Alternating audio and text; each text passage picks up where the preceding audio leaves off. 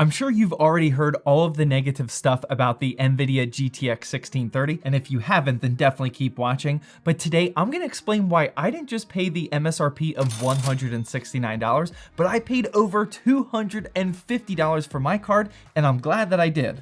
But first, real quickly, I just wanted to remind you guys that today's build was indeed activated with Windows like all my other PC builds and flips, and I personally use GVG Mall, which is also the sponsor of today's video. To celebrate their mid-year promotion for 2022, they're actually bumping up our normal 18% off discount up to 25% off, and that gets Windows keys and everything else down to some really affordable prices. They also have other great products on other software like Office 2021 and even some game keys from platforms like Steam, Origin, and Uplay, and they even have console stuff too like PSN and Xbox prepaid cards as well. Activating that Windows 10 on your computer is super simple to do. The entire process of buying and activating takes like 5 minutes total, so make sure you click that first link down in the description and don't forget to use discount code ZTT18 for 25% off. Real quickly, let's recap why like every other YouTuber hates the GTX 1630, and then we'll talk about why I gladly overpaid for mine. This GTX 1630 is based off of the NVIDIA TU117 chip, the same chip in the GTX 1650, and even in the MX 450, which I talked about in my sub $500 laptop video from last week, which I definitely recommend for you budget ballers. The 1630 also sports a cut down 64-bit wide memory bus and only 4GB of GDDR6, and on paper, it's significantly slower than the GTX 1650, which launched 3 years ago at a cheaper MSRP of $150. Now, one thing people really need to stop doing is comparing the price of GPU launches here in 2022 compared to them a few years ago. I hate when I hear YouTubers talk about it. It's called inflation. Prices are going to keep going up. It's pretty basic. You absolutely cannot compare prices of not just GPUs, but basically anything to just a few years ago, because prices are going to continue increasing more and more, and it's a completely worthless metric in my opinion. I don't really care that a faster GPU like the GTX 1650 launched at $150 and now this one costs $169. If the GTX 1650 launched today, it would probably be more than $200 just on inflation alone, let alone other supply issues and worldwide issues going on around the world, and the fact that us consumers just proved to GPU manufacturers that we're willing to spend over MSRP so we can play PC games. It's just like how ESPN reporters lose their mind when a high-level player signs the quote biggest contract for a quarterback or running back or whatever position in NFL history. You're smoking crack!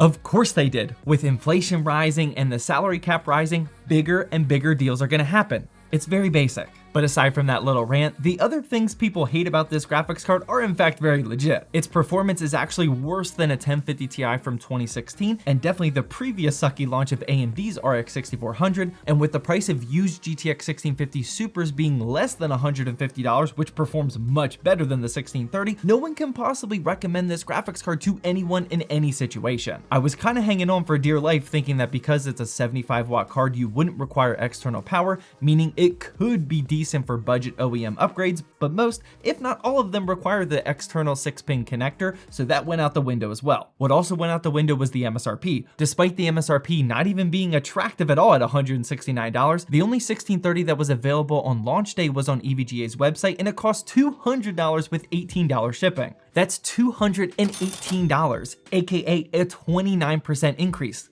Like what? It was honestly awkward looking at it at that price point. We all know at this point in mid-2022 that prices of GPUs are actually super attractive right now, and the GPU shortage is well in our rearview mirrors, at least here in the United States, but it's like EVGA forgot what year it was and they artificially increased the already bad price to even worse. That part doesn't make any sense to me. But you may be wondering, if EVGA's price was $218, then how in the world did Zach pay over $250, and why is he still happy about it? Great question, but let me show you what $250 got me in the performance department first. No need to dive super deep into our testing rig. This here is an Intel i5 11600K based system, so there's absolutely a zero chance of the CPU bottlenecking our results, and our games are installed on the actually pretty neat and brand new Viper VPR400 Gen 4 NVMe SSD. Not only is this rocking some pretty clean RGB colors right on the cooler, but it's also rocking pretty solid read and write speeds of 4600 and 4400, and I'll have a link to it down in the description. But with the build aside, I was going to go through these games games one at a time for you, but I just don't think that's necessary. Here's the 10 games that we benchmarked, most of them being in 1080p, and as you can see, we did get playable results in most of them, but it's just not impressive at all. I don't feel the need for us to personally benchmark other cards like the 1050 Ti, 6400, 1650, etc. All of these cards actually perform better and can be bought for much cheaper. Absolutely no one should be buying the GTX 1630 for price to performance. Even if you have an integrated graphics solution with something like a Ryzen APU, I still definitely don't recommend you quote upgrade to the 1630. Make it a more meaningful upgrade with at least something like the 1650 Super, and that'll be much better bang for your buck. But again, I paid over $250 for my GTX 1630,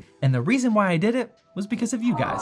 Because I'm a YouTube creator and pretty much everything I buy here is a business expense, I can afford to overpay for things like graphics cards to make content for them because I know you guys still want to see it even if the product unarguably sucks. On the GTX 30 launch day, I did buy that super awkwardly priced EVGA version for $200, but with tax and an overnight air shipping charge of $48, my total price was $259, and I may have seriously broken a record here on planet Earth for the absolute worst price to performance graphics card purchase in human history. I had to buy that overnight air shipping because I wanted Sam to get the card before I went on vacation. My wife and I took our 2 boys and the dog over to the beach for a week, and it was a much needed break where I could step away from work, but the mission kept going on with my employees Sam and Brian still back at the HQ cranking out the content for you guys. While they were working away, I was able to take the kids out to the ocean for some swimming, we built some sand castles and dug some holes, and we even discovered that Antonio loves arcades, which is getting me more and more excited about dad life. I'm super excited to be able to build this team around me so the videos keep cranking out when I'm with my family, the hardware continues to get benchmarked, and basically nothing stops when I leave. It's super awesome, and I'm extremely thankful for you guys for making this possible, but now I still do have this GTX 1630, and there's absolutely no way that I'm gonna put it inside a gaming PC build and stamp my name on it, so if you're still watching this video and you want the card for whatever reason, I'm gonna give it away to one of you guys. If you wanna enter to win, all you gotta do is head on over to my Twitter, @ZachsTechTurf, make sure you're following me, and then just retweet the pinned tweet. Again, not sure why you would want this card, but if you do, here's your chance. Your chances are probably pretty high, by the way, because who actually wants this card? And just as a quick note, if you are watching this video months after the GTX 1630 release, then be on the lookout for the DDR4 version of this GPU. That's what Nvidia tried to sneakily do with the GT 1030, so we're not gonna fall for that one again. Either way, thank you for watching this video, thank you for making the ZTT operation possible, and if you're looking to watch a different video on a piece of hardware that doesn't actually suck, then feel free to click the video that's on the screen now.